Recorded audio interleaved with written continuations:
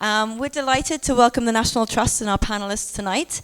This is actually part of our wider program for Coral Encounters, which is a new exhibition that we've got on in the lower exhibition hall. And that is part of a long-term conversation that we've been having at the National Gallery about our maritime history and our ongoing relationship with the ocean, which we feel is really as present today as it ever was. It's just maybe not as out in the forefront, and it really needs to be. Coral Encounters, of course, is celebrating the Year of the Coral Reef, and that's about sustaining our reef system and how we as a community can do more to pay attention around that and teach our young people how to care for their environment moving forward and how we can start that conversation. The National Trust is one of the organisations that have been doing a lot of work around that. The National Gallery, of course, we're here to put up art, but we're also here to help generate conversations about our community. And we felt this was a really fitting lecture to bring into this conversation tonight. We have done some of exciting panels like this, and we're welcoming back some of our panelists tonight. So they know the room, they have been here, and it's great to bring this forward and, of course, record it. So without further ado, I'd like to welcome our partners in this, the National Trust, who have coordinated the panel this evening. We're delighted to have you here and continue our partnerships going forward. So Kerry Bounds from the National Trust. Thank you, Nam. So founded upon the seas, part of the motto of our coat of arms, truly reflects the root of our island's heritage and culture. In preparation for this evening, I decided to Google the words Cayman and the sea and found the following. Caymanians were once renowned as shipbuilders, turtlers, and sailors, and their life, whether on sea or land, was marked by resourcefulness and strong communal ties born of hardship and isolation. This then led me to the saying, to know our past is to determine our future. Today, the world's oceans are at the forefront of the news. There's climate change, phenomenal amounts of pollution, loss of species of fish and coral, even the threat of new infrastructure.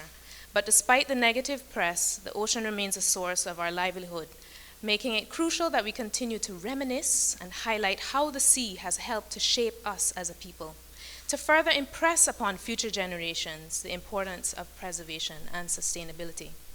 This evening, we have 4 members of our community whose lives have been influenced by the sea in one way or another.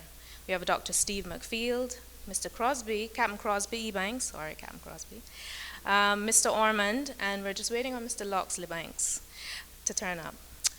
Darwin Ebanks, a National Trust representative, hello Darwin, and a part-time pirate, will act as our moderator for the evening. Darwin has also had a long history in the ocean and may have a few things of his own to share tonight, including the photos projected on the screen. Thank you very much for that, Darwin. We invite each of our speakers to introduce themselves and jump straight into discussion. So if you'd like to come and join us up here, please. Dr. Steve, Mr. Ormond, Captain Crosby. There'll be 20 minutes of question and answer at the end. But before we start, I'd like to say thank you all for being here, for supporting the National Trust and the National Gallery in our efforts to celebrate this place we love and call home. Thank you very much. Okay, good evening, folks. I'm not pirating this evening. I leave it to the politicians. Yes, folks, of course, our native Cayman people, which is who you see sitting right here in front of you, indigenous native Caymanians, of course, have a good close ties with the sea. It's all about seafaring with us Caymanians. We've done it from the start, and we're still doing it. Not as much, some of us, but we're still doing lots and lots and lots of seafaring. I'll start with Captain Crosby, and he'll give you a little bit of his stories, basically, on his seafaring and how close ties we are with the sea.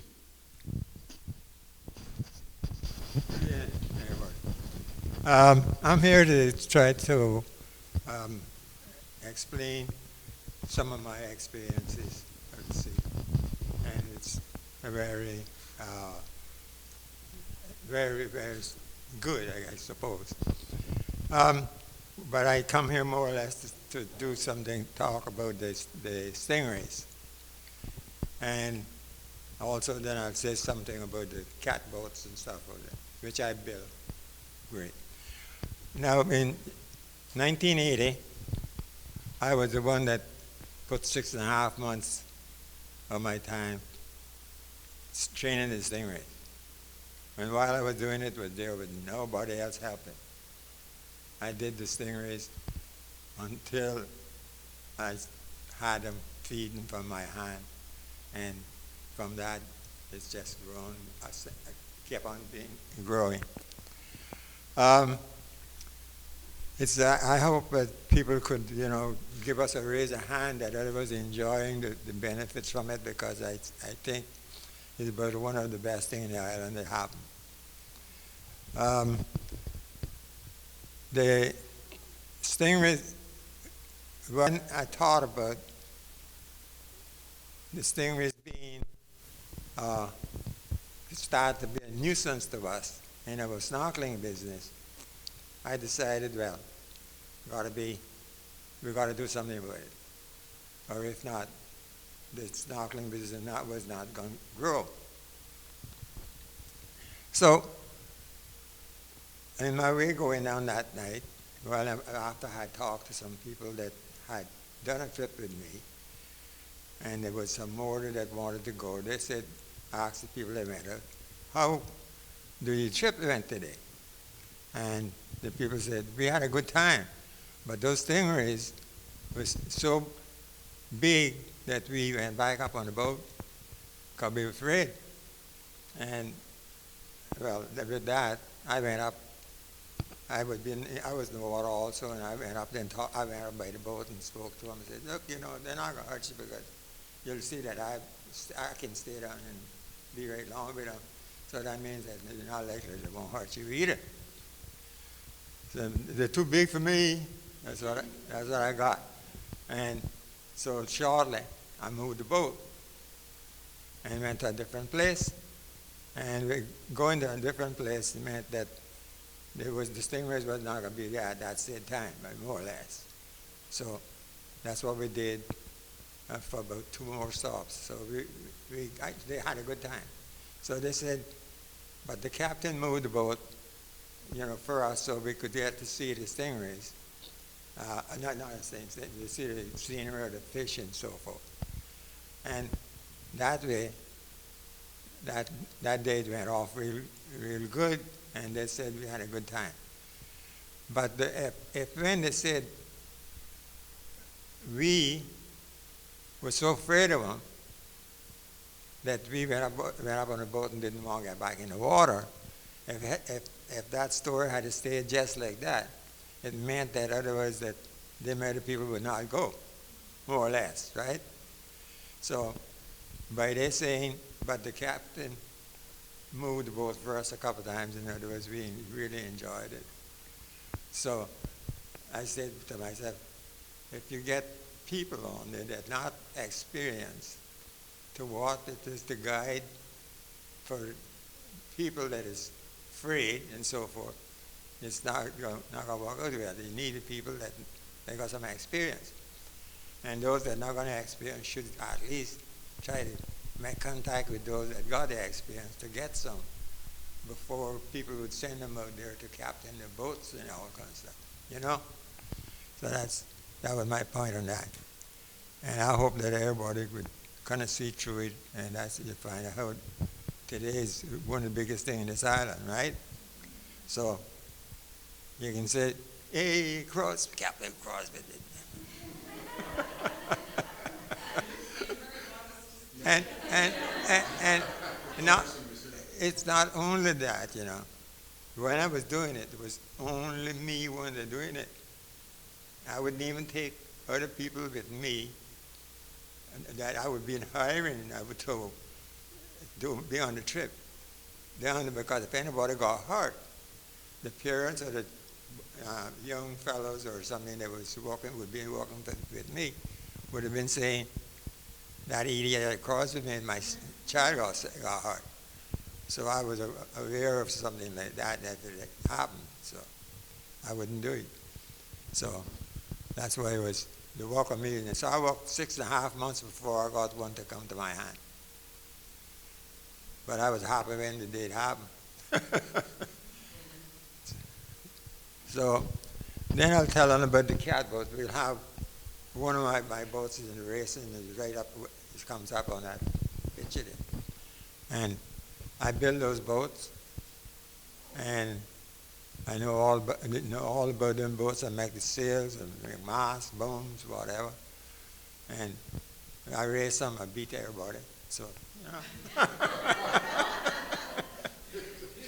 So, I mean, I never build them for nothing. I build them, it costs me money, and I build them, and if I got a prize back, I'll go for a prize back. I'm going to do my best to get it. Pardon? What? Oh, okay. We generally have to go in the bushes and get the timbers, and we never used to use no steam to bend the timbers or anything. We would go in the bush with a mobile. Usually, what we'll take a piece of something and bend it so that it's shape of the thing. Take it in, get it as close as you could get it to the shape of the tree, and cut the tree down, bring it, get the part of it you need. And with that, you got to side it up, you got to clean it down, rip it up, dress it, and put it in. It's a lot of work. It takes a long time. We generally use the pop nut, mostly. For the last year, at the time, when people used to use mahogany a lot. But then the boat would come out so heavy that otherwise it would slow you down for the sailing. So that's why that we was trying to get a little later. But if you get the setup part of old popnut tree, it is just as heavy as the mahogany, but it's easier to work. So that's what we found out. And all the lumber and so forth, like planking, we had to bring that in. But we bring it in and make the thing. And I know it's all about it pretty well. I do a good job at it. So I guess that you all, I'm glad that you all may be, kind of enjoying what I'm saying. And otherwise, I'm telling the truth. So. Thank you. Okay, Captain Cross, that was Captain Crosby, folks. A little bit of his experience. Cross? Yes, stay there. Okay, folks, the second person is Dr. Steve McField. And as I don't know if people here know this, but Dr. Steve is one of our historians. He has an encyclopedic knowledge of our native Cayman history. And without more ado, folks, I'll give Dr. Steve the mic, and he'll give you a little bit of his sea experiences and our close ties again with the sea. Thank you for asking me, and thank you for coming out. Hear me. My name is Steve McField. I guess I'm a freak of nature because I grew up in a boat building and seafaring family, but I was never a seaman. My first experience to sea was going to fishing in the North Sea with my grandfather. My grandfather was a shipwright. He was an adzeman. I don't know if people know what an adze is. It's something sharp like a hoe, and it's the tool that you build the ribs to make the boats. He was the best adzeman in Cayman. When he finished with the raw wood, he didn't have to use sandpaper at all. It was a very dangerous job. He and a man called Felix Thompson from Boilers. But my first encounter with the sea was going fishing with him every Friday night. I had to go fishing with him, 12, 14 years old. And they used to go fishing up to Rum Point to blow up goggle eyes and jocks. In those days, they used to use dynamite, little dynamite, blow up goggle eyes and jocks. That was quick to get the fish. And I would wake up 4 o'clock in the morning, and I remember one morning we were going out there, and the sea was calm as glass. We couldn't sail, there was no wind. And at the same time, they were bringing in, Captain Railborden was bringing in the Johnson engines. And they were being sold. That was the new thing in Cayman. But my grandfather never bought a Johnson engine. And I used to wonder why, because it was a long distance. But I later I found out that he didn't know how to turn it off and how to turn it on. And that's the reason why he never bought one. So one morning I was going out there, and he was in the stern paddling, and I was rowing. And my uncle, Dr. Frank's father, was in the cap of the boat making up the dynamite, the dynamite cap to blow up the goggle eyes. My grandfather says to me, "Son, we have to get to Rum Point before daylight." And I'm saying, "Pa, I'm doing the best." And he says, "Son, your goddamn best not good enough." And I said, from then, I do not want anything to do with the sea, and I'm not going back with him. And I told my grandmother when I came, because I lived with my grandfather and my grandmother. And my grandmother told my grandfather, you can't do that with the boy because I'm not going to let him go back. And my grandfather said, "Well, if the boy doesn't go back to sea with me, he won't eat in this house." So that was it. My grandfather was one of the men, and you know, I don't see too much about it in the history of the Cayman Islands, but in 1938, Prince Philip's uncle, the Earl of Mountbatten, who was the Viceroy of India, had a yacht made here by the Arches family. And I have a photograph of the yacht in my archives. And my grandfather and 6 other Caymanians sailed the yacht from here to Kingston, up into Bermuda, and up into England. The captain of the ship was a man called Captain Tom Dias, we call him, but the right pronunciation for the name is Diaz, from Rockhold. He was the captain. My grandfather was the mate. And there was a man called Lee Godfrey, the Godfrey's Enterprises family, and the rest of the family was from West Bay, some Ebanks. But I only have their surname, I only have their initials. I don't know what their names were. When they got up to Portsmouth in the Bay of Biscay, going up to the south of England, the boat also had an engine that was put into her in Jamaica. The boat caught a fire, and they were all taken off the boat and taken into Portsmouth. And they went up to London on the train, and they were invited to Buckingham Palace, where they met the king. And as a result of that, Captain Tom Diaz was given an open captain's license by the British Admiralty, who is now called the British Navy, to sail on any ship that float, largest ship that float. That was an encounter. And when I always say this photograph in those days we call it now the living room, the drawing room, they used to call it. It was in the drawing room, you know. And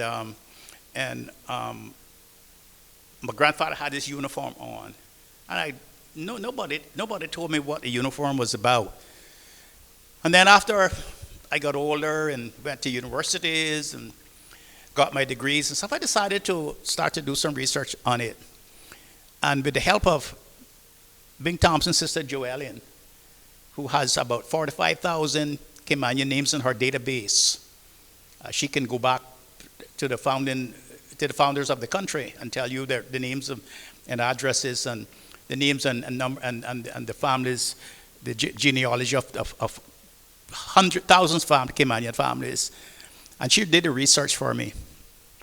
And come to find out, my grandfather and Captain Tom Diaz and some of the men came back from London on a ship called the Lusitania. Some people might remember that during the war she was sunk with the German submarines. They came to New York on the Lusitania, and then they came on another ship to Jamaica and came home. And for all of those years, then I was fascinated with my grandfather and his tales.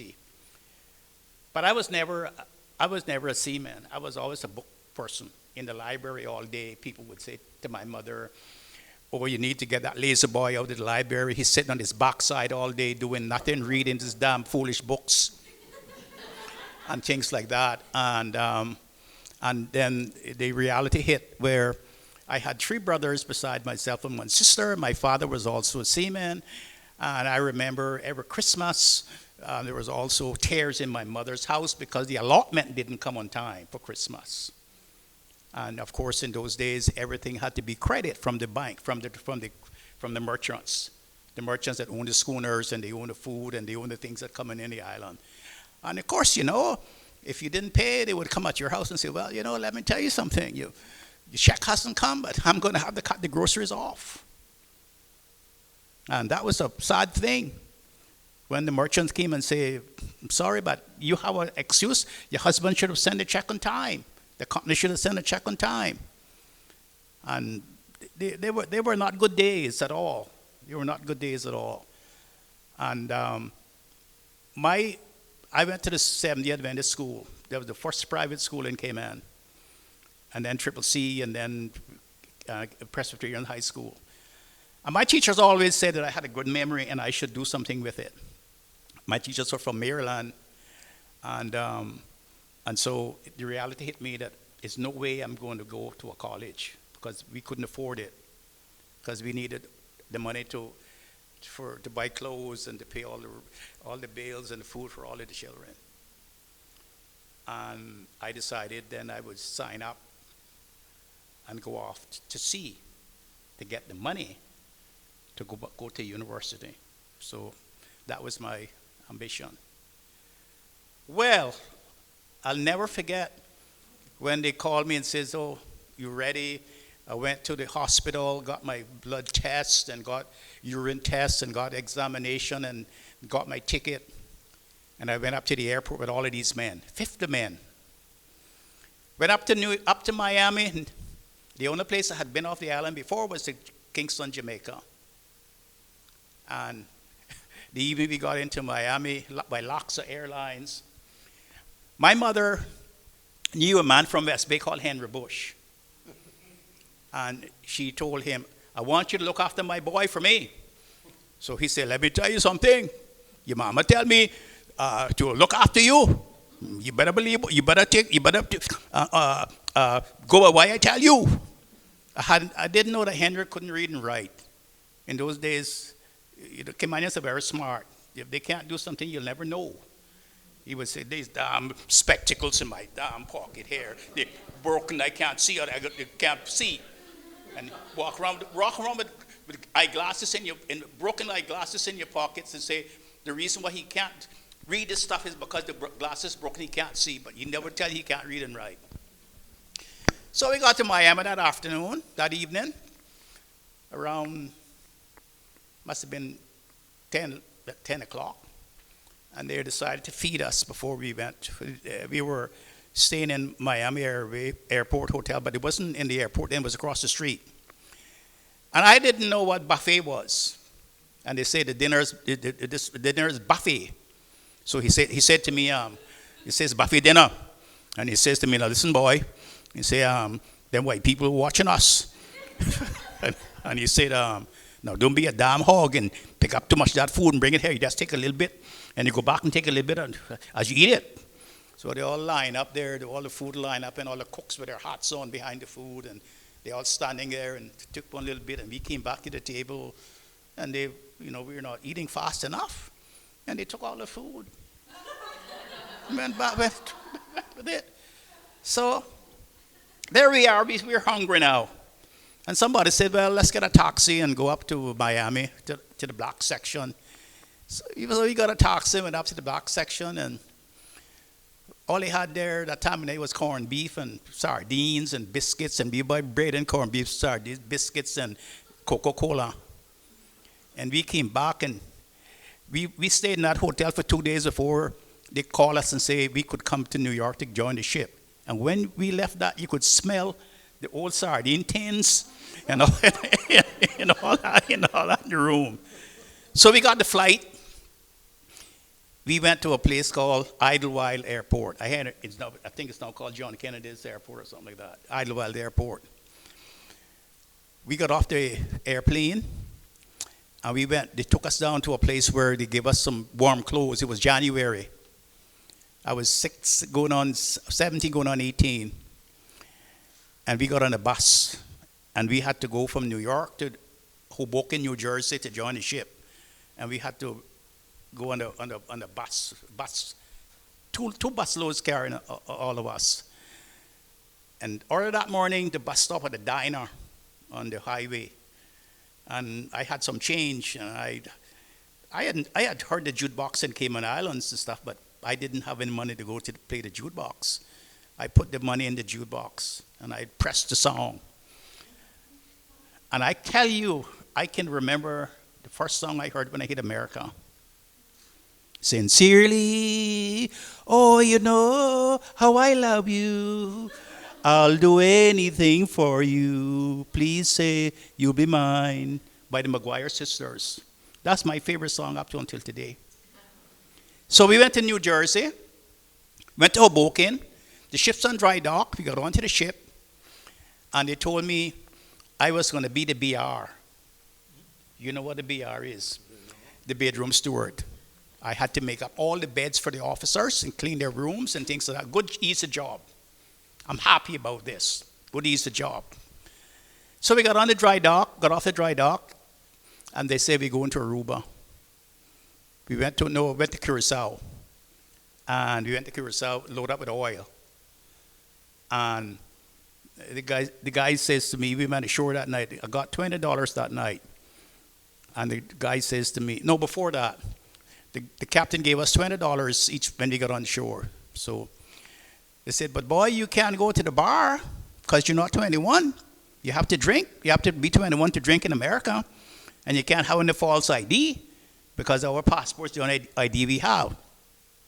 So the guy went and let us, it was myself and Stanley Douglas, Judson McCoy, Selkirk Watler, a gentleman from Savannah, Jackson. We were the youngest ones on the ship. Captain Crosby, not you, the other Captain Crosby, yeah. Mr. Daniel from West Bay, Mr. Ackerman, and all those men were on the ships, all those older men. So they let us through the back door, we got into the bar. And it was the first time we call American blacks darkies. The first time I saw an American darkie. And I was sitting up with the bar and, had a little, I think it was a Michelob beer. And the lady said to me, came up and said, gee, you're a cute guy. And I thought, well, she really likes me, boy. So I had my $20. And before the night was finished, she drank every penny I had out of my pocket. Can you buy me another drink, honey? Can you buy me another drink, honey? And I'm there, boy, she really likes me, man. And so if it hadn't been for some of the boys in the bar last, I would have to walk back to the ship. She took every penny I had out of my pocket, and when she was there, said, bye-bye, I'll see you, have a good time. And from then I said, I don't like them, and I would never marry one of those people. That's what I said to myself. So I got to Curacao, and then the guy says to me, but Steve, you're not a big drinker, and I says, no. And it says, well, you have to break you in. So they said, what you drink? And I said, outside of Michelob beer, because Michelob beer was the big bear in America then, Bert and Harry Peel, a bear that holds its flavor. So they said to me, well, I said, gin. So they brought a bottle of gin, put it on the table and said, here, kid, drink it. I drank the gin and I didn't know anything when I went out. I was back in the ship the next day. I didn't know how I got there. I went out like a light. Anyway, the first trip we made was to a place we went to Curacao, to a place called Kristiansand, in the Arctic, the top of Norway, a town called Kristiansand. And I was always the first one ashore, because once I made up my beds, cleaned up my rooms, I was fine. And then I had a chief engineer who liked me. He said, oh, you're a nice kid. And he says to me, take this Clorox bucket and clean it, this bottle and clean it. And I had the keys for the slop chest, where all the liquor was and all the cigarettes were and all the things that you had to give the men, the soap and all that kind of stuff. So I was a prize on the ship. He said, give me an extra pack of cigarettes. and some new towels and stuff and things like that. And the chief engineer said, when you go in there, anything that the captain has open, you just pour it into the Cloras bottle for me. Gin, whiskey, and any alcohol ain't got open, poured in, it doesn't matter. And the captain was giving me all this overtime. And people say, but Macfield, you don't work in the engine room. What happened? I never told him. I never told him up to this day when I left the ship that I was deceiving them. So we get into Norway. First one to show was Macfield. Went down to the town, and I was going there, so these people start looking. And then they start following me. And then it was 2 people. Then it was 3, 4, 5, 10, 15, 20, 50 people coming up. Jesus. I said, Robin said, and I said, some people say, are you from India? No, I'm from the West Indies. Well, they didn't know where that was, and they followed me, and I decided, you know something? I got so scared. I'm going to a park. I'm going to a place of open space so I can run. So the whole town came out, and they were there. And then 2 guys came out and said to me that their father, their father was a priest, and they invited me to come to their house to a party. I was gone the whole night.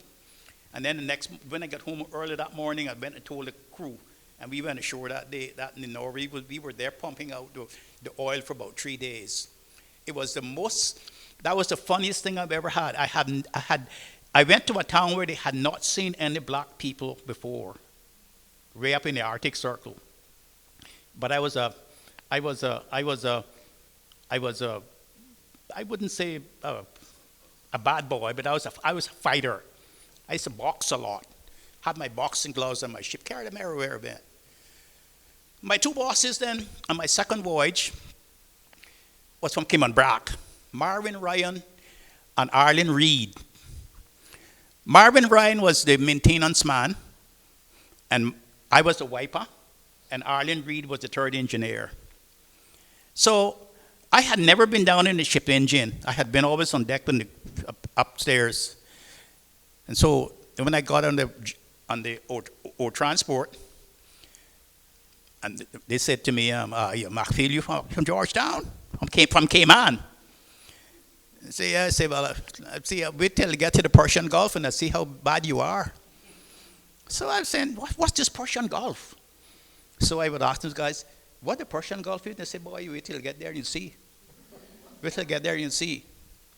So the first thing they did to me, when I was able to put on the coveralls now, they sent me down the engine room. Ryan sent me to the engine room to tell Reed to give me a bucket of steam. I go down in the engine room, I saw all these gauges, and said, Jesus, how do they know how to do all this stuff? And I said, sir, Mr. Ryan asked me to get a bucket of steam. And he said, well, I'm busy right now, but you sit here, son, and as soon as I finish, I'll get to you. And I sat down there the whole morning, waiting. And then he came and said 2 hours later, well, son, he said, you don't have a cover. And he said, does he want it full or does he want a half bucket? And I say, I don't know, sir. So he said, go back upstairs and ask him. I was going upstairs all morning.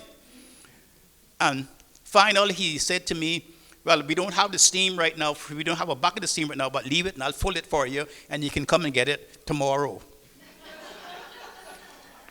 To lo and behold, when I went up into to eat, everybody started laughing.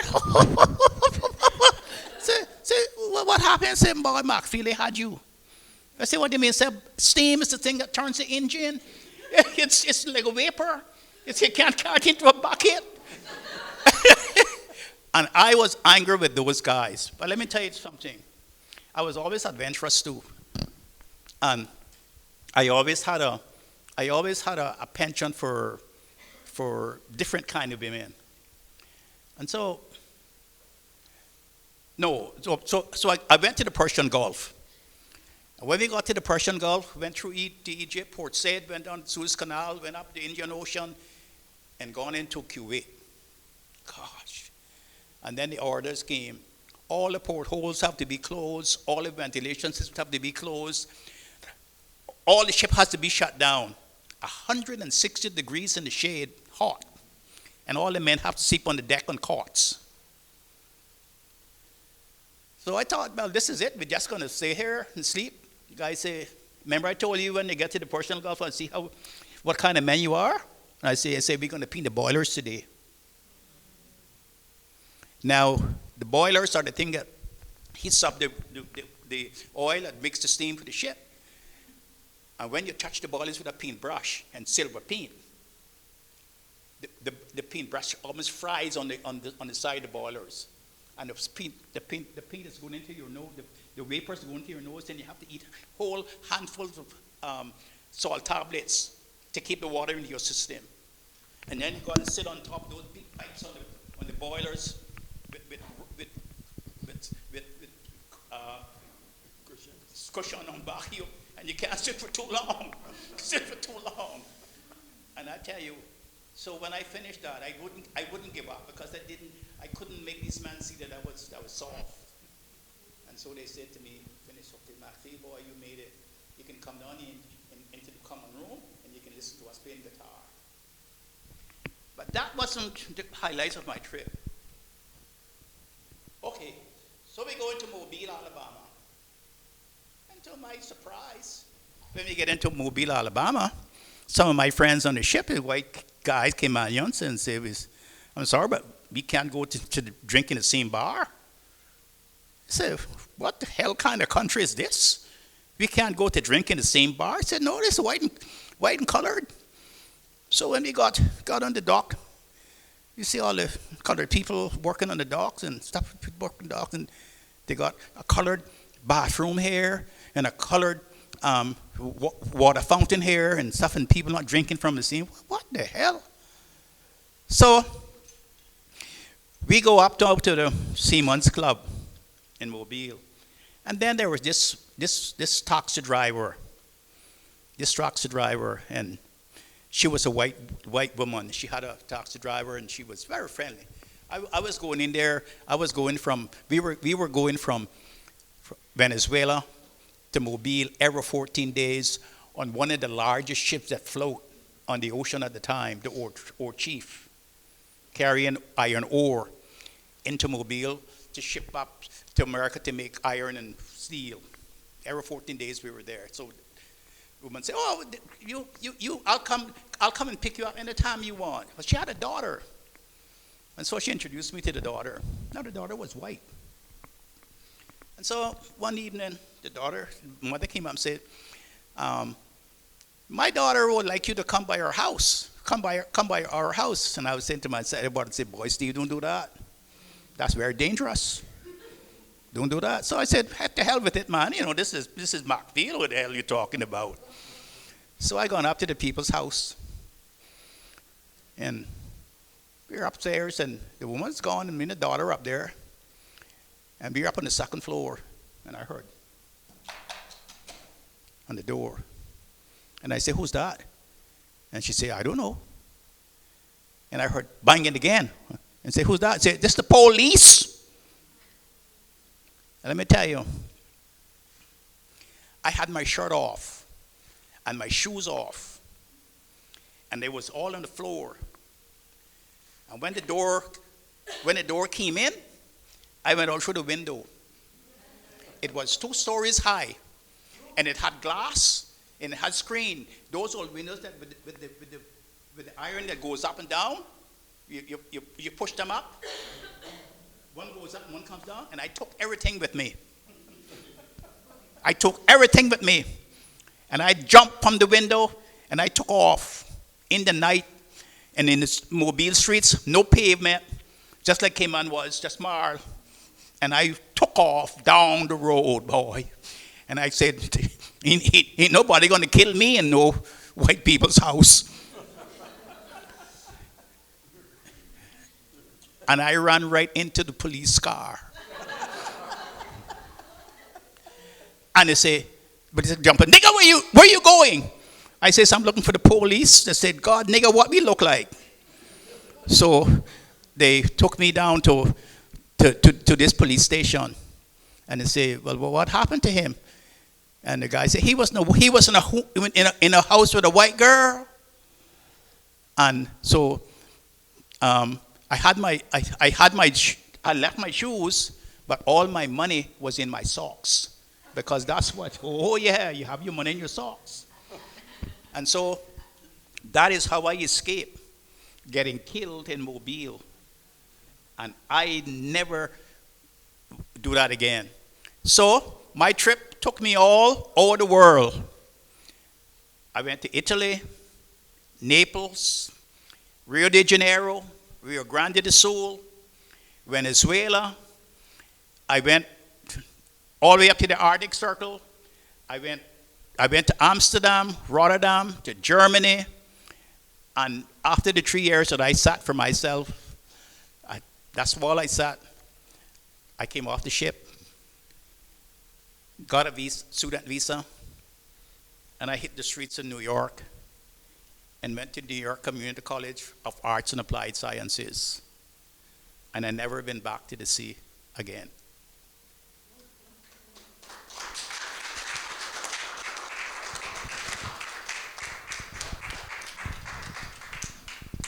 Dr. Steve, thanks for those stories. That's absolutely fantastic.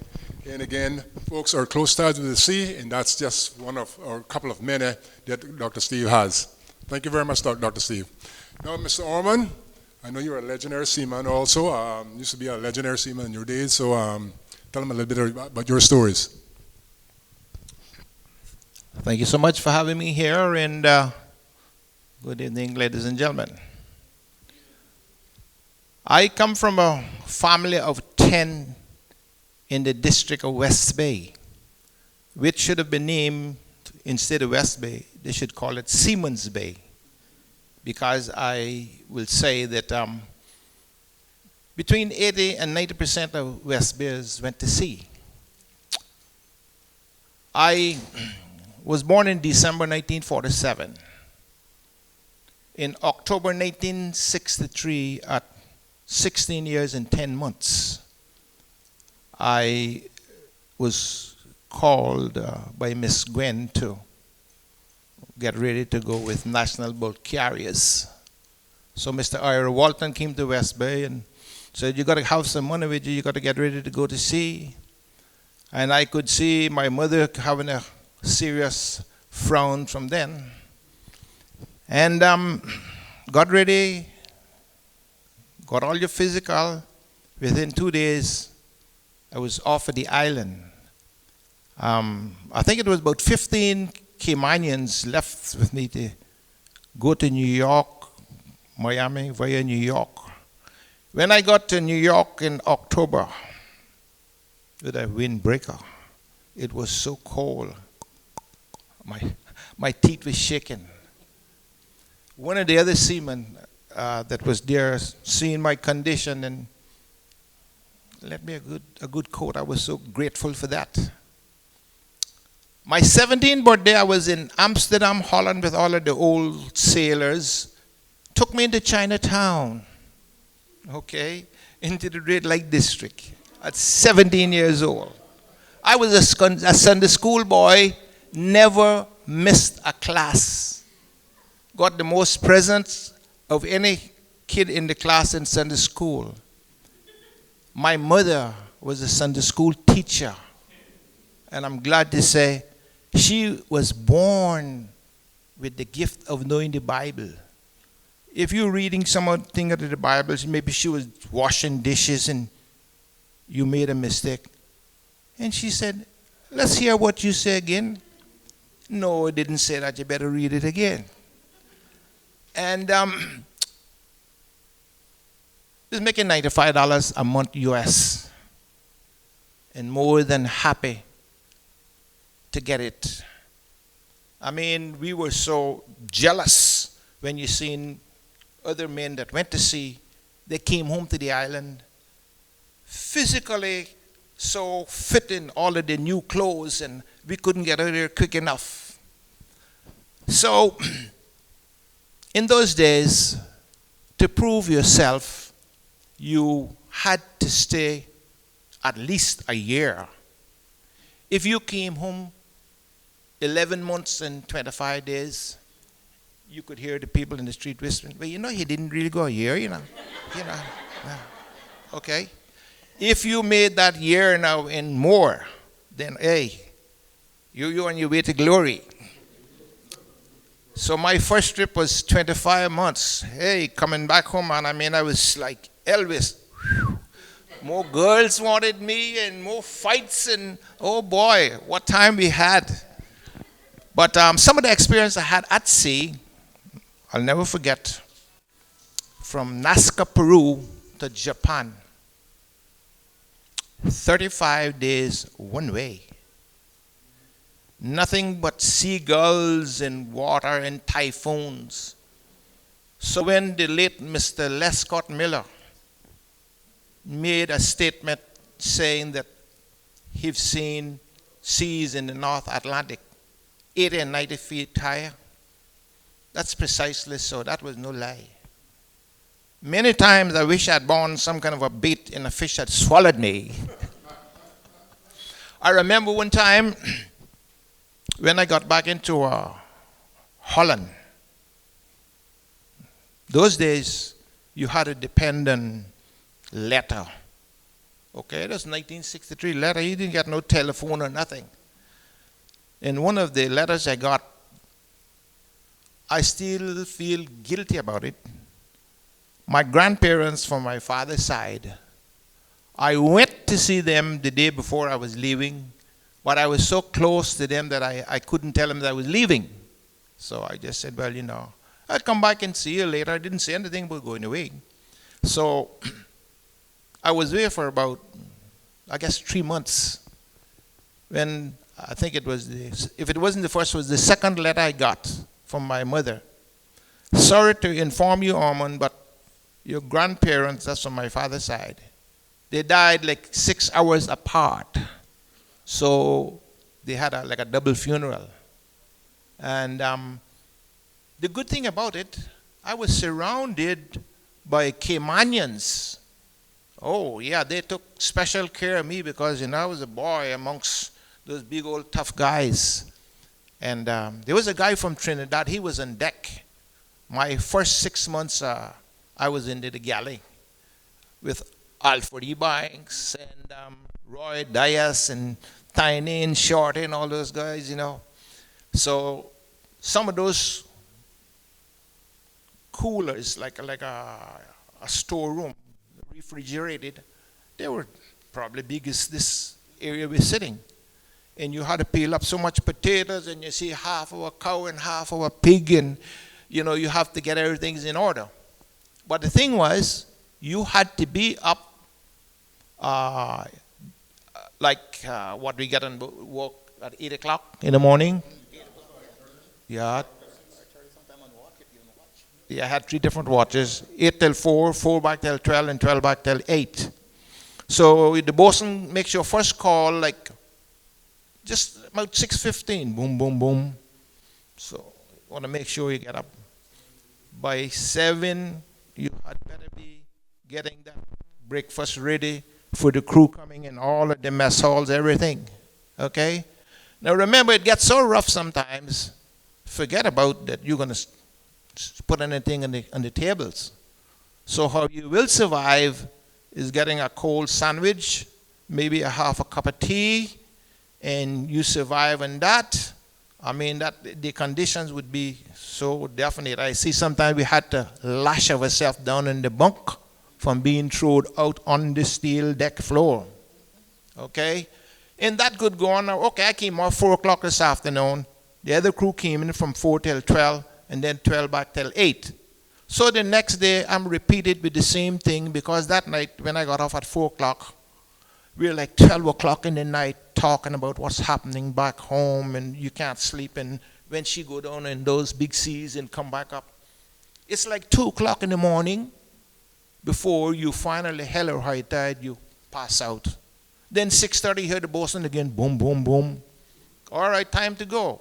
And that could happen like 3 or 4 days in succession. So when you get in port, by the time you get in port, You're so tired. You look like somebody had beat you with a baseball bat, man. You know, it was really terrible. For $95 a month. Now we'll shift to a different area when we're talking about what we get, or what we got in those days, $95 a month. Sending home what was called an allotment. I was sending $80 allotment to the island.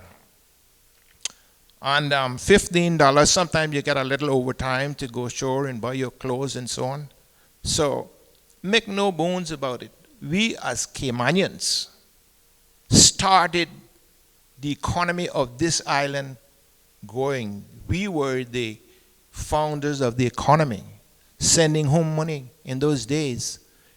I mean, my first trip was like 25 months, and hey, it was so good to come home after 2 years. I mean, I couldn't believe who I was, and they couldn't believe I was either. Yeah.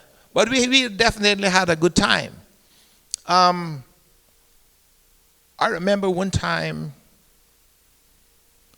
with Shorty and his brother Brian Dixon.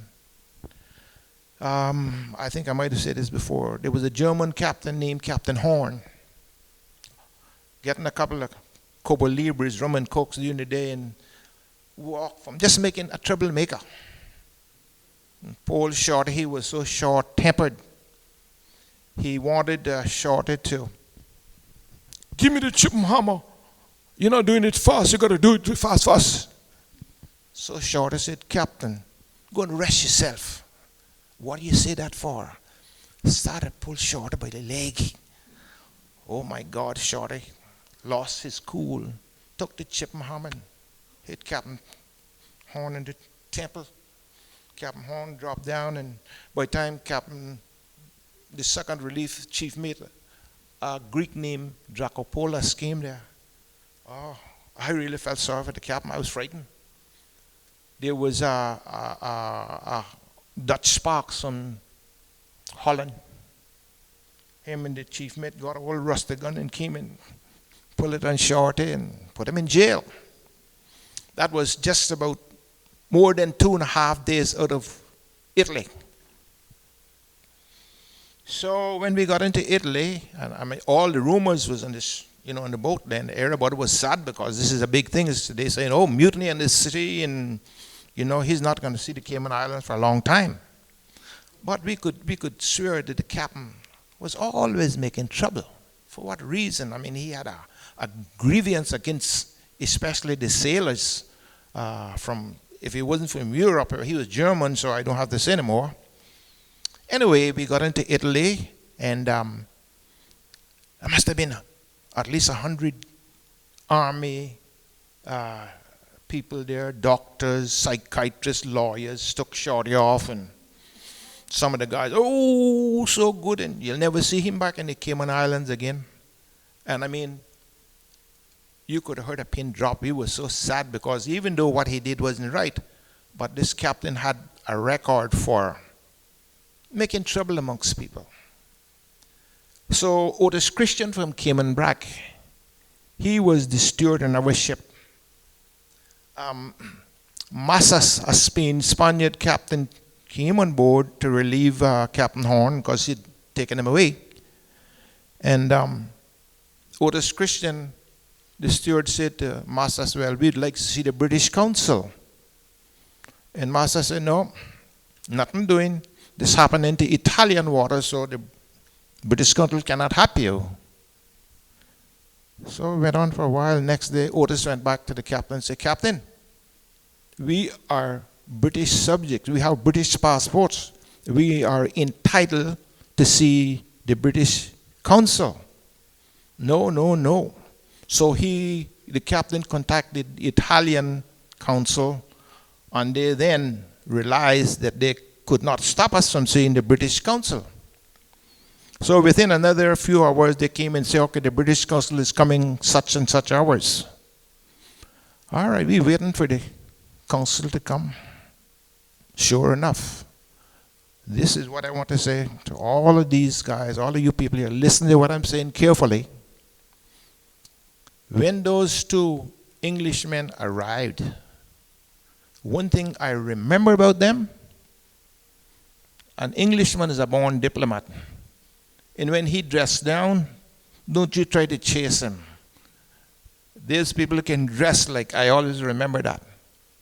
So walking up the gangway, and there was Captain Massas there to meet him, and Captain Massas said, well, you know, this is that, and you got permission from the Italian consul to go any further. He said, we have permission. Here the two limeys now is what we call them. Excuse us, Captain Massas, we have a right to call a meeting in the mess hall with the crew. And this should be a private meeting amongst us and the crew.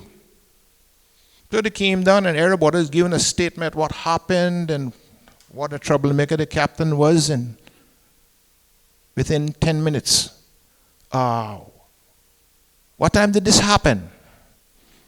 Otis Christian said this happened at so many 100 hours day before yesterday. How fast the ship was going? Approximately 15 knots. Good. Within, I would say, an hour the most, those two Englishmen said, don't worry. Say, we will be back. And he told Master, say, we're going to contact the Italian consul, and they are ordered to have Mr. Dixon back on the ship within 24 hours. Within 24 hours, there was not only Mr. Dixon coming back on the ship. Instead of 2 Englishmen coming in, they had a dozen, all dressed from the British Council exactly like well-dressed. Doctors, psychiatrists, lawyers, all the big wheels. So the Italian had their council on board and their lawyers as well. So they think they're going to crucify poor Mr. Dixon. Good. When they got down to Trump's and they didn't have the information from us what they needed. Remember, I will repeat again, an Englishman is a born diplomat. Don't you underestimate him. If we had been independent like some of the other islands, I would have said poor Mr. Dixon would have been so far in jail, only a telephone call could reach him. Okay? Being just our British passport, they took it up and looked at this and questioned the captain, what time this happened, so many 100 hours, and where the ship would have been located going 15 knots. The Italians wanted to say that it was in Italian waters. When they checked it out on the map and calculated, they said, no. This incident happened in international waters, so we have to have an international court. Listen to the limeys, what we call them. Listen to what they're saying. So the Italian trying to prove their point, they said, 15 knots at so many hours, day for 4 yesterday. I mean, this happened in 64, 63, a long time ago, so I cannot calculate precisely everything.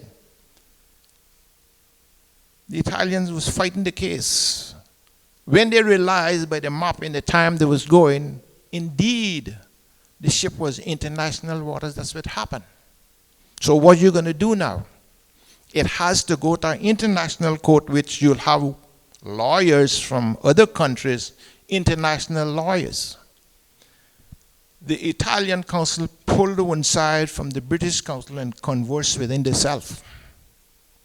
I guarantee you, I seen that was something happened, we all seen it. Within another hour, the Italian council decided, well, Mr. Dixon will be released into the custody of the British Council. Okay? And from there, he was escorted by the British Council. Of course, he was what we call blackballed. I mean, you're not able to go back with the company.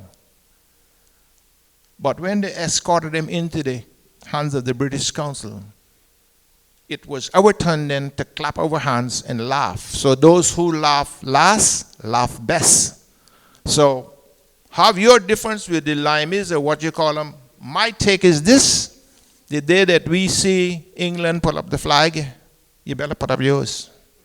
So I respect them for that to the max, because we're just called British subjects. But it's like the Falklands when they want to stand up with you. Don't you underestimate how far they will go. Okay? And so, what else can I say? At 17, beside plenty girls, plenty fun, and if I had it to go, I would do it again.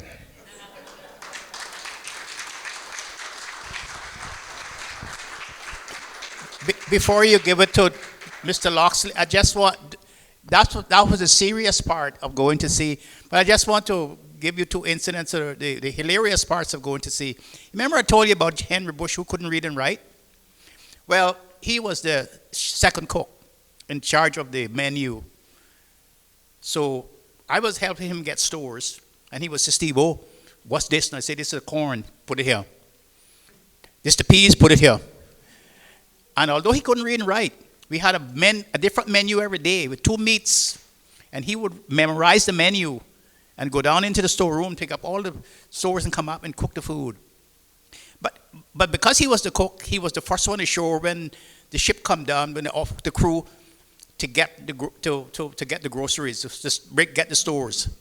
So on the ship, you could buy, like, if you had a little extra, you could buy like a $10 money order, Western Union money order from the Sparks, and you could insert that in your letter and send home to your sister or your brother or mother, something like that. So Henry would always take those letters ashore. And people go back to the Persian Gulf and come back with no answer for the letters. So people are saying, oh, whisper on the ship. She says, boy, you hear from whom? Say, no. You hear from whom? Say, no. I say, but I gave my letter to Henry the Post when he went ashore. And said, no. Well, what happened? Say, well, I hope he didn't steal the money out of the letter. So Henry heard the news on the ship that he's been accused of taking the money from the letter. Oh, and he jumped up. Boy, he said, I tell you no one goddamn thing. I didn't take no money from her. Blah, blah, blah, blah. He said, well, I post them. Well, they say, we didn't get an answer. Well, show us where you post them. So he said, okay, you can come with me, and I show you I post them.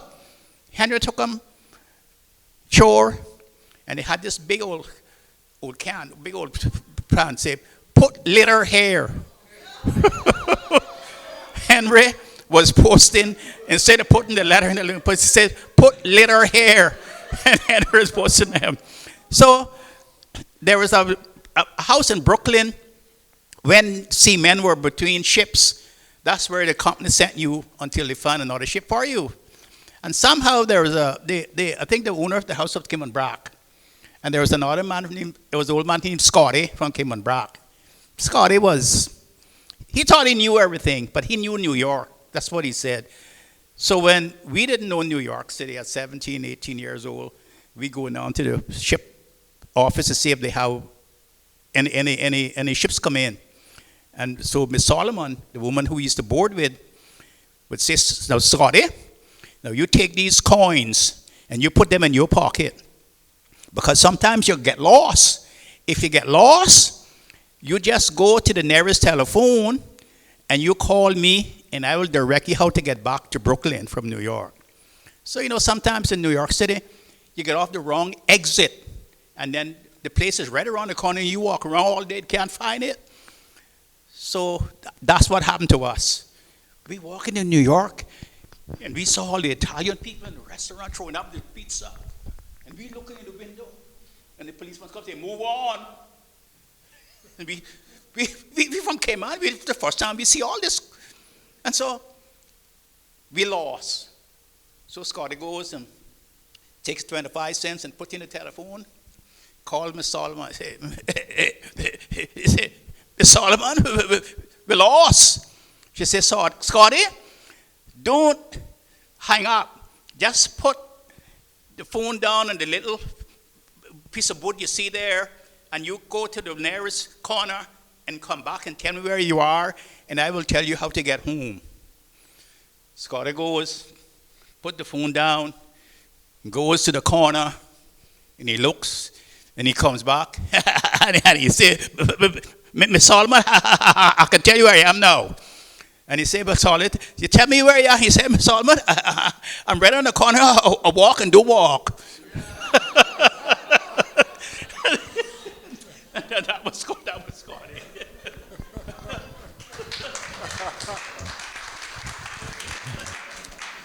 Yeah, thank you, Dr. Steve, for that again. Thank you very much for that again. Folks, when you hear the gentleman talking about sending home an allotment, it was mandatory when we went to sea with all the companies that we went to with National Bulk Carriers and all the different companies. It was mandatory to send money home. You had to do that. That was mandatory. And that was basically part of the rules and regulations. And so whenever you hear in the seamen in Cayman talk or in the gentlemen in Cayman talk about going to sea and sending allotments home, that's what it was. But it was mandatory. You had to send money home. It's to where you couldn't keep all the money you make and spend it out on girls or in bars. You had to send. It was mandatory because the captain would make sure that is to where it was sent home mandatory. And thanks again, Dr. Steve. Thanks again for that very much. And of course, all your good sea stories. Captain Loxley, since you just got in here, that's okay. That's Cayman time. And again, of course, Mr. Loxley has some good memories of the sea, and again, our Caymanian connections with the seafaring. Well, let me say right up front, I didn't really sail like these guys here, but I've been connected with the sea, I guess, from the time I was born. I was in a bank some years ago, and there was a young teller, and she couldn't figure out that I was Caymanian. I said, yeah, I'm Caymanian. I said, I described to her where I was born, right down where it's now the public beach in West Bay, right where the dock is at. Our house was right on the beach there. And I said to her, the morning I was born, the midwife took me down to the shore and just dipped me in the...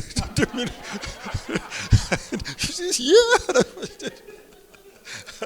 I said, not really. But as I said, I've been connected to the sea all my life. All of my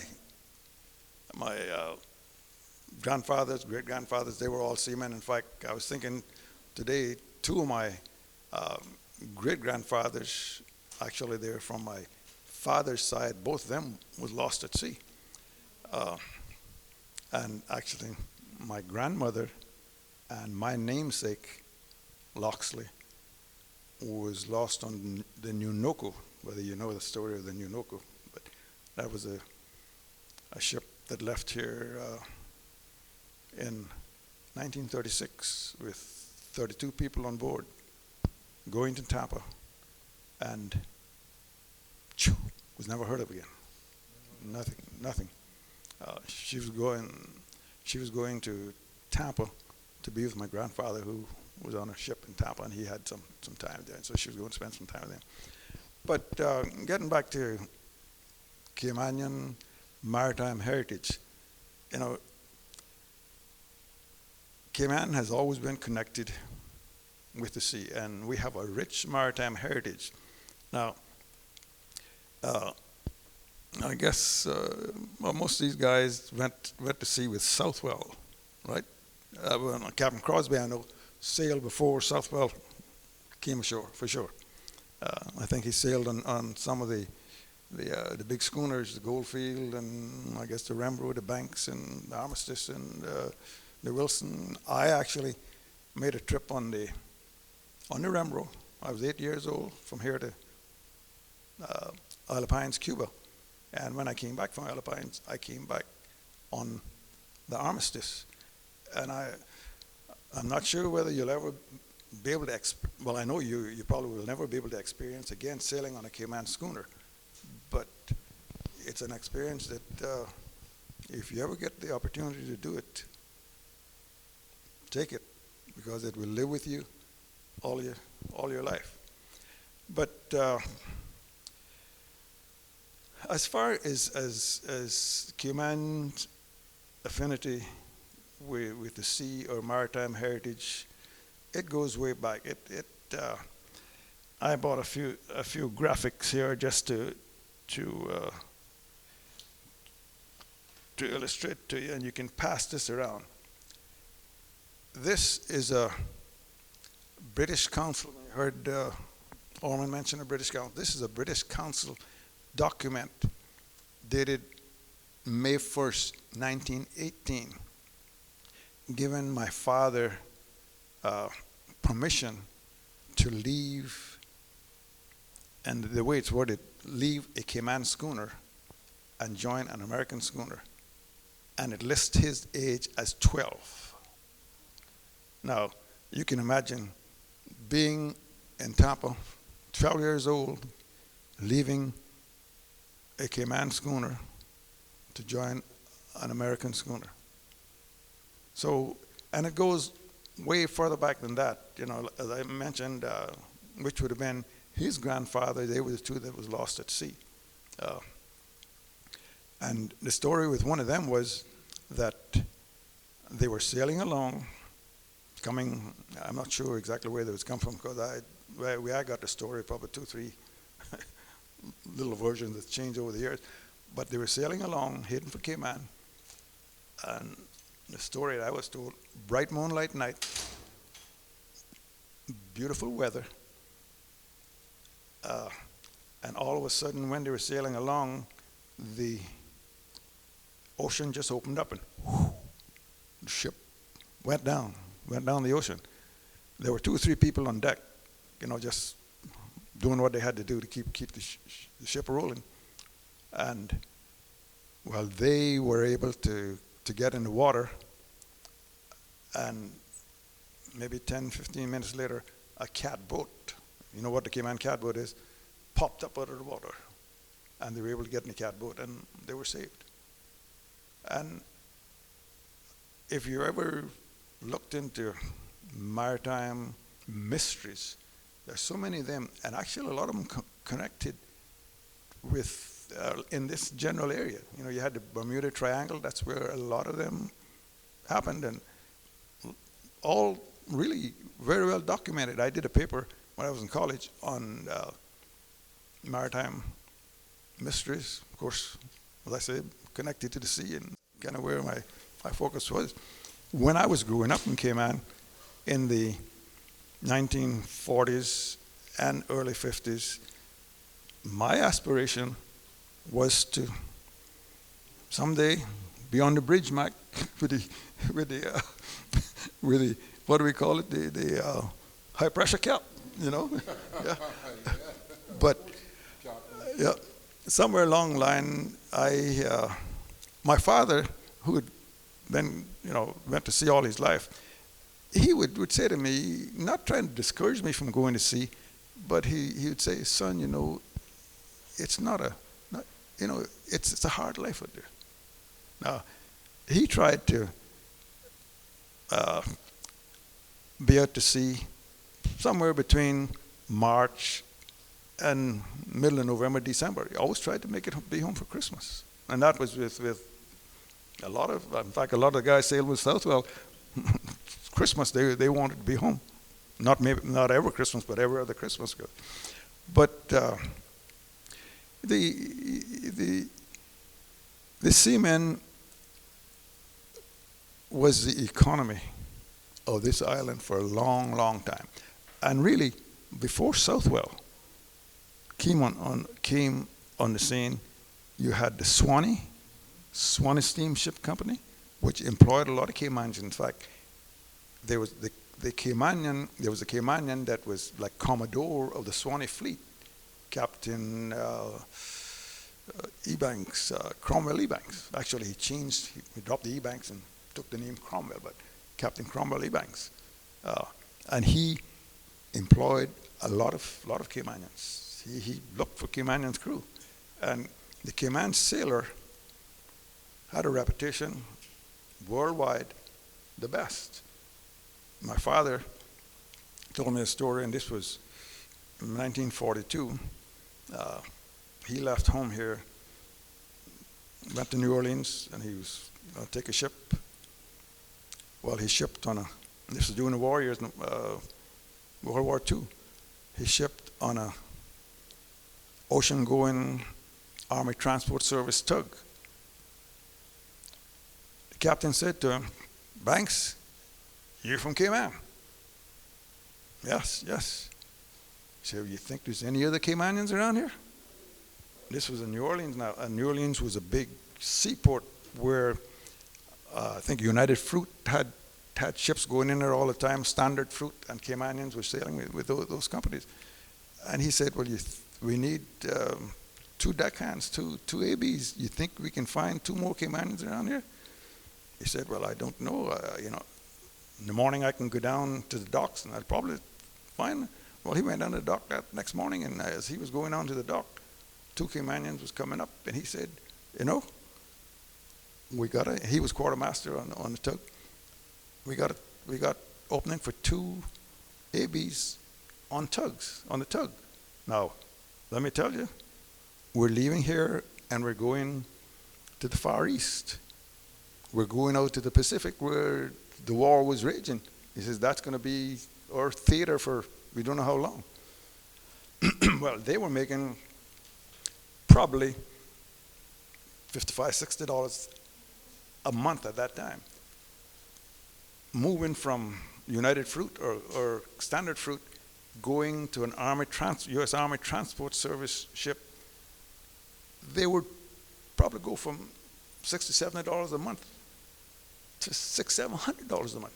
Especially when they got into the war zone, all of everything just doubled, and they spent 19 months out there hauling oil on a big oil barge between all the islands going up to Japan, because at one time the plan was that they were going to have to invade Japan, so they had to secure all these little islands leading up there, and they were hauling in. He said, they would be in convoy, 4 or 5 barges, and everything around them was exploding, blazing, because the Japanese were coming to, circumvent all this transport, all these goods. He was lucky; they never got hit, and but. The Cayman seamen, I mentioned the economy, and until, what do we say, 1965, about 70. Yeah. The economy of Cayman was linked directly to the sea. They mentioned the allotments. They all came, and they came through the mail. I mean, I'd go to the post office, and back in those days, the mail would come down, and usually mail came in maybe once, if you were lucky, once a week. Sometimes it was once every 2 weeks, once every 2.5 weeks. And when they would call out my mother's name, Mrs. James Banks, letter, and I would get it, first thing I'd do is feel how stiff it was. If I had to feel, I know it was a U.S. postal money order, money coming home. And the U.S. postal money order, and I suppose it still is, though it's not used as prevalent as it was back in those days, is like cash. The U.S. postal money order was the foreign exchange, and in later years the Southwell, because those allotments came out of the head office in New York. But that was the foreign exchange of Cayman. You couldn't go to the little bank, the little what they call a government bank. I don't believe you think that you could buy I guess you could buy a money order. You think, Steve? I don't know if you could. At the original little government bank. I said, you think at the original little government bank there that was in the. They would take the money orders and they would send it off to Jamaica to get it cash. That's the reason why we had Barclays Bank came in. Yeah, but I said, could you go to the little bank, not Barclays, now before Barclays came in, and buy foreign exchange? Here? Yeah. No, you couldn't do that. Yeah. So the allotment that came home from the sailors was the foreign exchange of this island. I'll give you a few other graphics here. I'm going to just kind of give you a little overview of Cayman Maritime.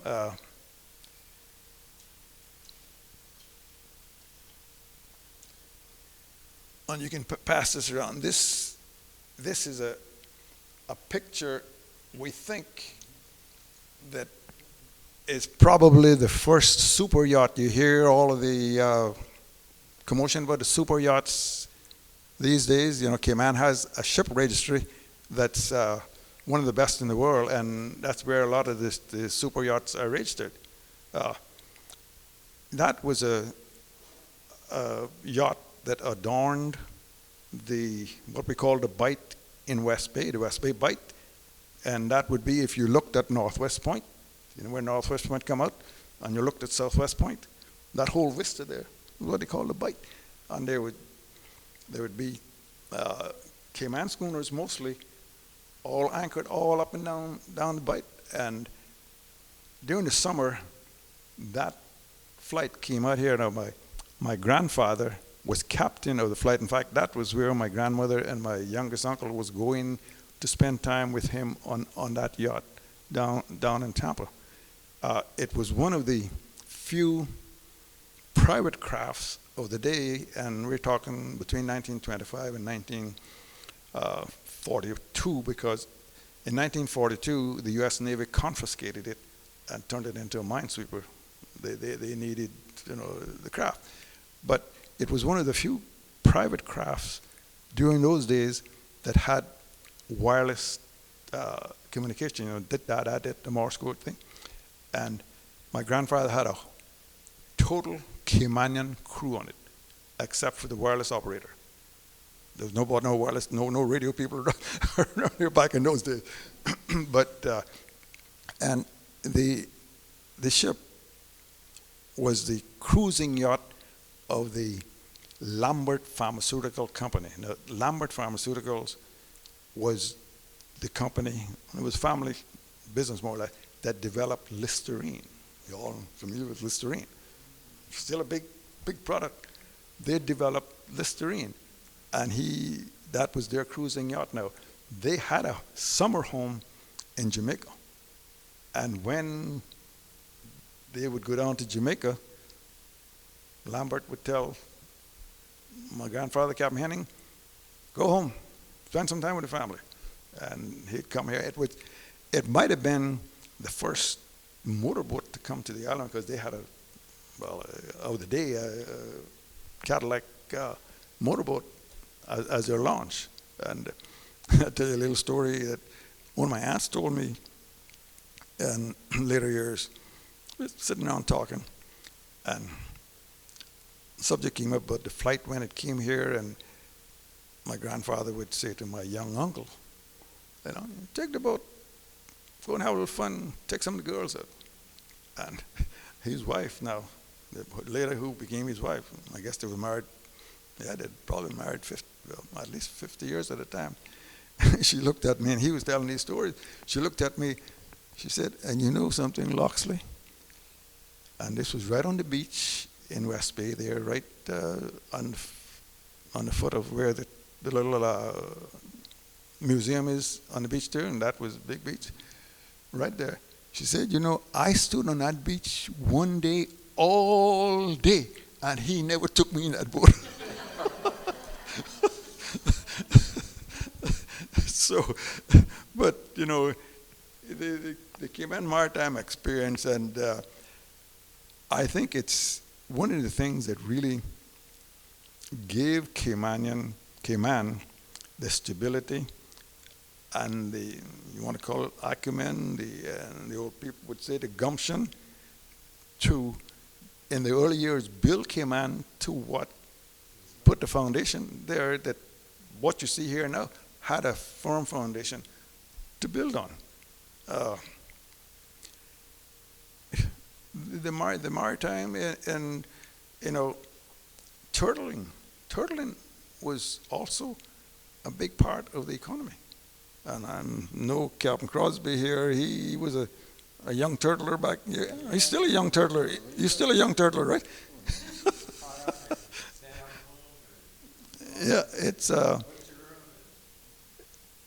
it was a big part of the economy. Now, the turtle, you'd ship the whole turtle off, but also the fishermen out on the Muscogee banks, would also get what they call turtle skin. And turtle skin is the belly of the turtle, and they would find a way to preserve that, usually with salt, and that was shipped off. That's what they made turtle soup from. The sharks, nurse sharks mostly, I think that was the main, yeah. Nurse sharks were fished. Guys would go out and catch 150 nurse sharks. They'd skin them and salt them to preserve them, fold them up. They were folded up in about maybe a 30-inch by a 30-inch square, put in big burlap sacks. And you could always tell when they came in because you went out in the middle of, and I don't believe that this was happening in Georgetown. Mac, was there? Can you remember in Georgetown whether they had storage for? Yeah, it was across from this restaurant that had the guitar. Was that right? Hard Rock. Yeah. Okay. But you could always tell when the fishermen came back home with their shark hides because it was permeating the whole area, and the hides were shipped off to New Jersey, and they were made into products, various products. So Cayman has a rich maritime heritage, and it made really men quickly out of boys, because as you hear some of what these guys have said, you get out to sea, you got to be a team player, or you may not get back. I mean, I'm sure they can tell stories that sometimes they'd be out to sea 5 and 6 days, 7 days in storms where they couldn't move from what would be the living quarters, which was usually after the ship, to the galley, to where they got their food. You just couldn't make that 50, 60 feet, 70 feet trek. Too dangerous. So they went out to sea. Well, Orman explained to you he spent his 17th birthday in Amsterdam. What you see there, my father, 12 years old, in Tampa, making a buck. And now, what that meant, him leaving a Cayman schooner to go on an American schooner, that meant that, and I'll just put it in dollar value. I try to put it as close to dollar value as I could in today's dollar value. What that meant, on a Cayman schooner, he might have been making $55, $45 a month. When he shipped on this American schooner, his pay went up to about $250 a month, and this was back in the 20s and 30s. So you can see how the seamen really contributed to what we have here in Cayman today. They built the foundation, and people just came along and continued building on it. Some have built, I got to say, to the detriment of what we know as the Caymanian ethos. And it's still being done, but you can't stop progress, they say. But certainly we hope that we can direct it or guide it in a way that it can be more beneficial to Cayman. We've got a population now of 65,000, roughly. There's maybe 25,000 Caymanians. There are about 25,000 Caymanians in our population. No. Yeah. About 30.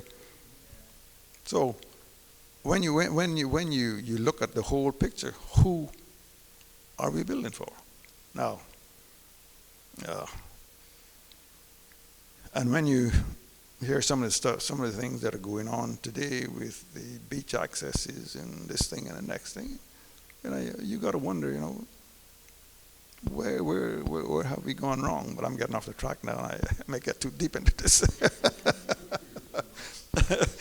But our maritime heritage is, the catboat played a very, very important role in our maritime heritage. Before 1950, in fact, I'm not even sure there was a pickup truck here in 1950. I don't believe there was any pickup trucks here in 1950. I say, you think there was any pickup trucks here in 1950? 1950 pickup trucks? 1950? I don't think, the only person that might have had one, I don't think. Yeah, yeah. Right, yeah. And so the catboat was used to transport everything, transport dead people, transport sick people, transport materials, transport food, I guess everybody here, I think, probably has been to Rum Point. Anybody here who hasn't been to Rum Point? No. When the first buildings were built on Rum Point, the material had to be transported from what's called the Georgetown Baggadier, which is where the yacht club is up there, across the North Sound by catboat. And I'm not sure whether Crosby did it, but I know his brother Gleason helped haul the cement and the wood and all that stuff back over there. And you look at the tour business, which Captain Crosby is big in. That has played an important role. But how the first people that came here that tried to see what was going on underwater, the only thing that we could show them was a water glass. A water glass is like a 30-inch by 30-inch square box with a glass bottom in it, and you could take them out and actually you could pan that glass box all around. Where if you go down with a pair of goggles now, you can't see much other than what's in front of you. But with the water glass, you could like a camera. One thing we didn't record it. So it's and hopefully, I'm not sure how many of you have heard it or heard any of the series, but I did. I guess 4 or 5 years ago, I did a 15-program series on Cayman's maritime heritage. Mike and Crosby and a lot of these guys here was a part of that, and we covered all of the, we want to call it the job titles in there. There was cooks, there was engineers, there was captains, there was deckhands, and some of those guys went on as what we call messmen, washing dishes in the galley, and they wound up on the bridge with a high pressure cap through study on their own. So the Caymanians have been very, very, I think, let's put it, smart people. And I'll just tell you just how I really kind of escaped the, well, I shouldn't say escape, but I didn't go to sea. My parents sent me to Miami in 1954. And I never forget the evening on the Murco, left the dock in Georgetown. There was a beautiful little girl not too far down the way that she said to me, she said, Mother not gonna make me come up and see you off of the dock, but I'm gonna be on the iron shore. She lived right on the shore. I'm gonna be on the iron shore waving my handkerchief. Let me finish. And well, I finished high school, and I actually went down to the recruiting office intending to join the Navy. But there was a long line in the Navy recruiting office, so I said, let me go into the Air Force recruiting office. Well, I went in there and I never got out. They wanted to send me off next day. Well, I ain't going that quick, you know. But 2 weeks later, I was off in the U.S. Air Force. But Cayman has a rich maritime heritage, and we are going to be sort of reviewing some of that stuff that we did, because we talked with a lot of the seamen, the old turtlers, and got their stories, and probably over the next 6-7 months, because this is, I think, coming up in January, Heroes Day will be honoring the Maritime, Cayman Maritime. So there will be, I guess, quite a bit of, hopefully, publicity on what the Cayman Maritime is all about. And I thank you all for listening. Hopefully that I gave you a little overview of what Cayman, their affinity with the sea, and what the sea has meant to Cayman. You know, I don't know, Steve, if you did you tell them the story about Stubby? Stubby? Yeah. Well, I think this would be a good. We should, if we want to wrap up with that, we are about an hour over time. So Yeah. Okay. Well, I don't know if we wanted any questions from the audience. that's just a short thing. Tell them the story of Stubby and Mobile. Well, there was this gentleman named Stubby. He grew up with toy guns all the time, playing cowboy with a stick horse. And he had these two guns on his sides, big pearl handle guns, some of the most beautiful replicas you ever saw. And so he went to America with them on a ship. And he came into New Jersey, Marcus Hook, one time, and we were all in the bar. And he never rode a horse, but he taught himself how to look like he had been riding a horse, because he taught himself how to walk like a cowboy. His guns on his shoulder. So we were all sitting there having a good time, because we're in port only for 12 hours, as long as the ship pumps out, and then we get back to sea.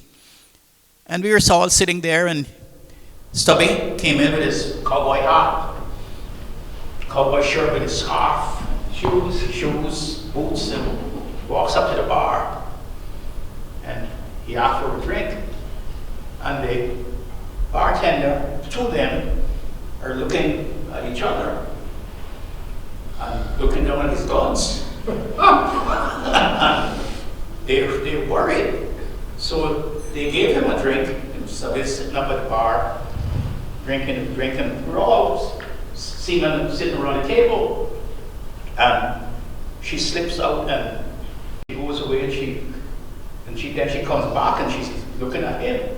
And all of a sudden, Stubby knows something is wrong. Mirror. Yeah, the mirror. It saw the mirror, and the two policemen came into the bar behind him. And one went to one side, and one went to the other side. And Stubby went to his guns. Stop the policeman. And the policeman cut their hands in the air, and then Stubby took his guns in and pushed them back in holster. And they jumped in. And took them away. I thought he was going to kill that night in New York, in that Marcus Hook. But my learned friend said something that I would like you to go away with today. That was the exciting part of being a seaman. But it also did something that was not conducive to our development, being sea. Because remember now, the people who developed this country, people who settled here, were not the nicest people. They didn't bring any opera with them, or any music, or any museum, things like that. They were very savory people who settled this country. And it was all, for one thing, survival. And so, because the lifeblood of the island was the sea. We lost a lot of our population in the early years. Because when the schooner went down, the captain, his children, his sons, his daughters' husbands went too. His sisters' children and their husbands went, and the whole family went. Like the Majestic and the Hustler and all of those carried whole generations of people with them. And for a long time, the population didn't grow because we didn't have any men to populate the country, left with women.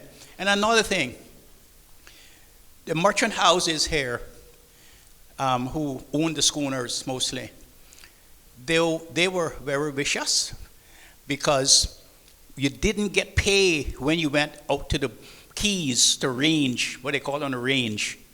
It was not, you didn't get wages. It was similar to the people picking cotton in America. You went sharecropping. You get a share of the catch. And from the beginning, the merchants got half of the catch up from the schooner, and the other half was shared between all the people ranging on the Keys and the crew. And so they never encouraged people to learn to read and write, because that was make them smart and would know how the merchants were cheating them. Because not only when you went on the range or on the Keys to catch the turtles that you had to eat, and they charge you for that. Your family had to take groceries from their stores too, and you had to be charged for that too. And it was not unusual for them to say they didn't break even. And so you owe them for the money that you ranged, and you owe them for the money that your family took while you were away from home. And that's what I said when I began. Would not be unusual for them to knock on your door and says, well, you owe the money, and we didn't break even this trip, and you have to give up now your land to them. And a lot of them got lots of properties here, lots of waterfront properties because of that scheme. One commissioner said it was such a dastardly way of controlling people and taking people's land from them. And they never encouraged education. And that's the reason why we are backward in education in Cayman. They never encourage education. If you could read and write, you were like I don't want you on my ship. And I'll just give you a little story about, just a few minutes, about how the settling went. Every Saturday when they came in after the Keys, they settled.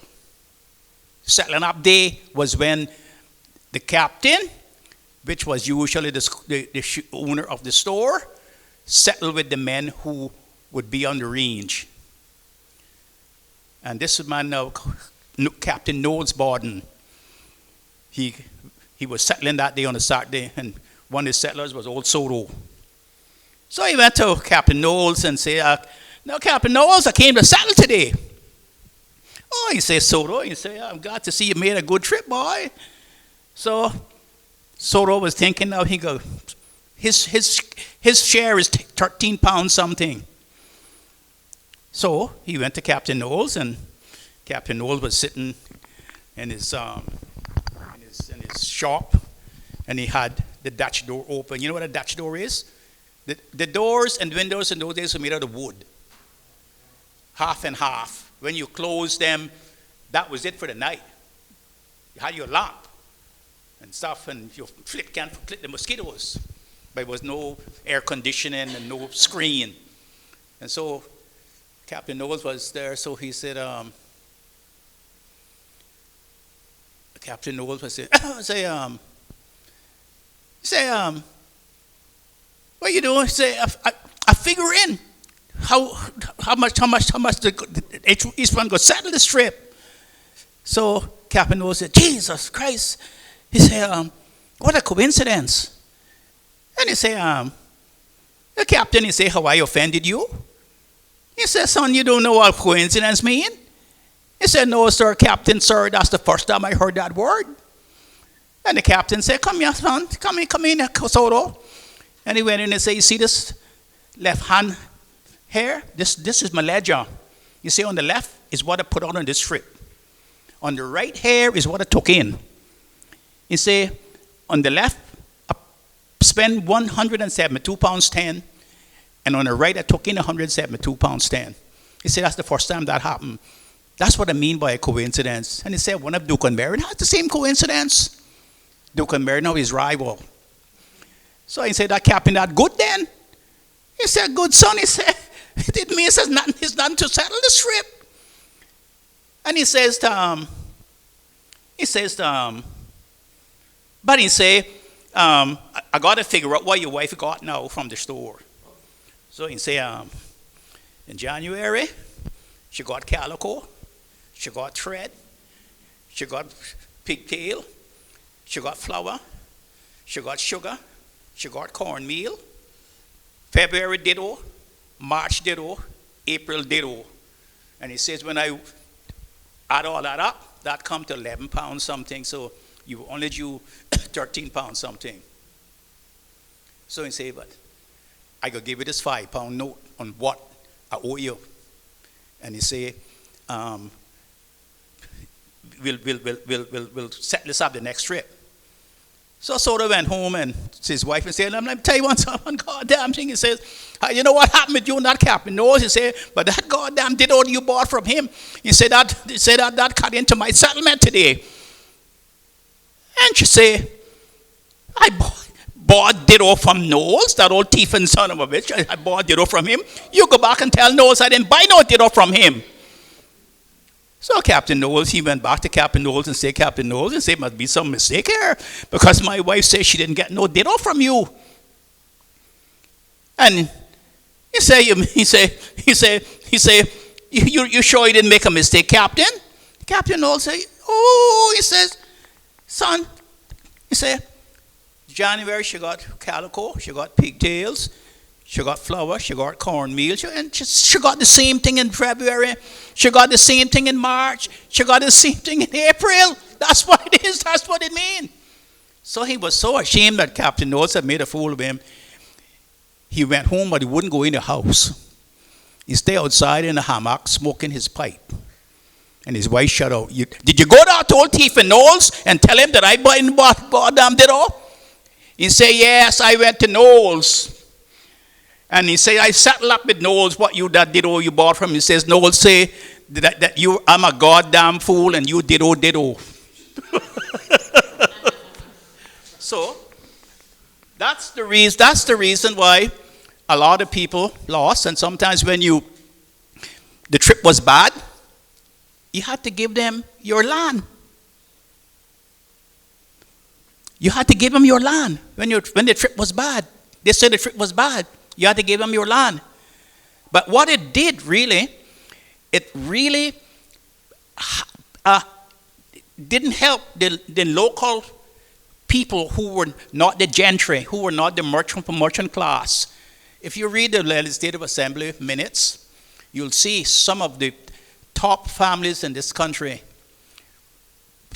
fathers, grandfathers voting against money in the legislature to have a primary school so that people could read and write. Because it says we don't need any more education more than elementary school. That people don't need to have any education more than elementary school. And that is why we have such a problem with getting people qualified. And it doesn't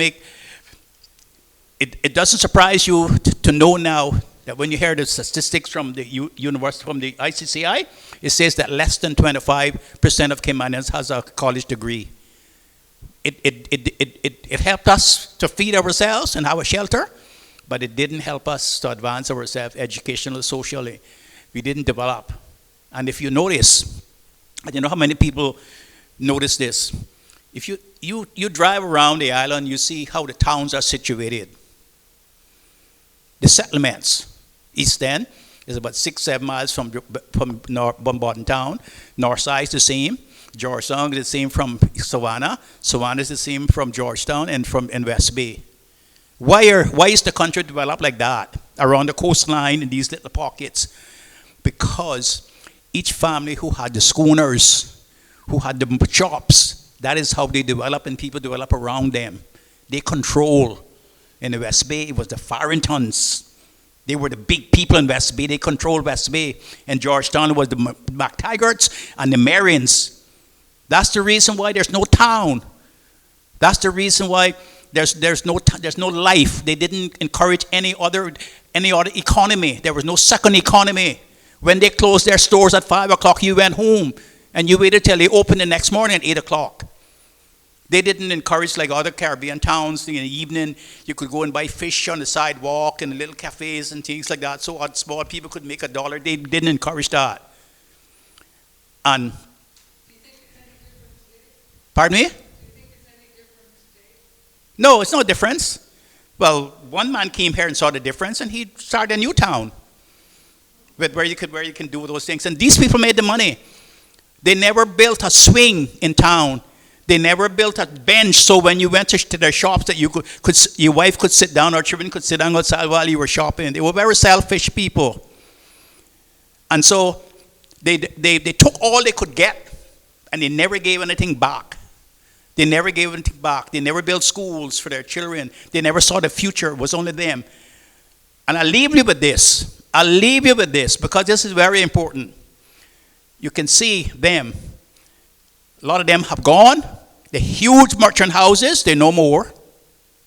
Some of the families are completely gone because they didn't go on the shop floor to see who was smart, bring them into the boardroom to help develop the country for another 20 years. And when they start dying out, the business started dying with them. They weren't not like Rockefeller and Pan Am and all those things that has a business that lasts for thousands of years. They didn't do that. It was personal to them, and you couldn't. For instance, you couldn't touch a cash register or learn things like that about how to figure something unless you were from the same family. And today, the country has died a death, a slow death, because they didn't plan for the future of this country. And I find that incredible because listening to all of the speakers, it seems like that back in all of your day, the local people were very adaptable, very flexible. You know, you were saying they're smart, they could figure things out, they didn't have book learning, but they were adaptable and flexible and tenacious and creative and well able to multi-skill. All of you, I'm sure, are able to do loads of things, right? Yes. So it's not for a lack of intelligence. And I must say, as an outsider, I do find that quite frustrating looking in on it. Because the country I came from was a peasant country as well, an agricultural country. And we just got lucky because there was one civil servant who stood out from the crowd and said, education is where it's at. And he pioneered for our country free education and high quality education for a national school and secondary school. And it made all the difference. But if he hadn't done that, I wouldn't have been able to go to secondary school. My generation, I would not have been able to go to secondary school if that one person had, he obviously had integrity, he had vision, he had commitment, he wanted everybody to get a share, at least get a decent education. And I think you've hit the nail on the head with that. That was not the philosophy here. You could get education if you were from one of those families. They would send you to Jamaica or to America, and stuff. You could go to high school there. You could go to school there. But that's what I'll just give you this. You probably you have no idea how we grew up here, and how we had to survive, and what we had to do to be able to survive. Because remember now, a lot of the families also had their churches too. They had to go to. Not only they had the stores, but they had the churches too. You had to go to. Christmas time, when the ships would come in, the Miracle, the Antares, and them come in, we would get jobs unloading the ships and filling their warehouses.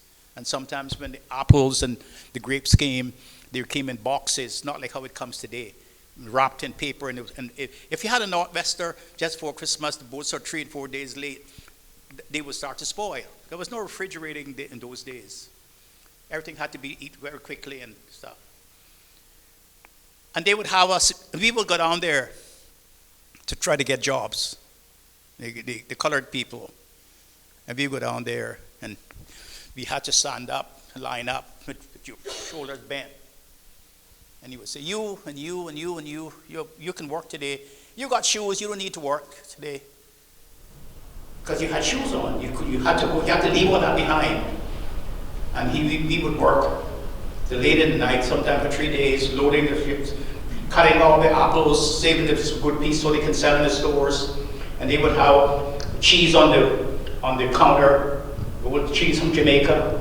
And the place is hot, there's no air conditioning, and the cheese is melting on the counter, and they would have cover over it to keep the flies away from it, screen, and they would have a scraper to scrape the cheese off.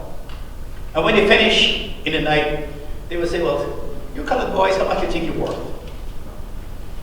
And we would say, we couldn't say, well, we worked for 3 days, attention, and they would say, anything you say, sir? And he would say, give them 10 shillings there, and put some of those crackers in the bag, in a bag for them, and put a piece of that cheese in it, and scrape that cheese off and put it in the bag, big paper bag, and you couldn't hold it like this to go home. You had to wrap it and put it on your arm because it would fall apart. That's how they would treat us until we start going to sea.